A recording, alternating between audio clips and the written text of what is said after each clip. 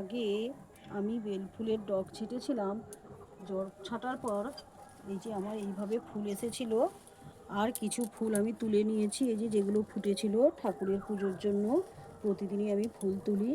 এই যে যেগুলো তুলে নেওয়া হয়ে গেছে এইগুলোকে ছেঁটে দিতে হবে, দিলে আবার নতুন করে এইগুলোতে আবার কুঁড়ি আসবে।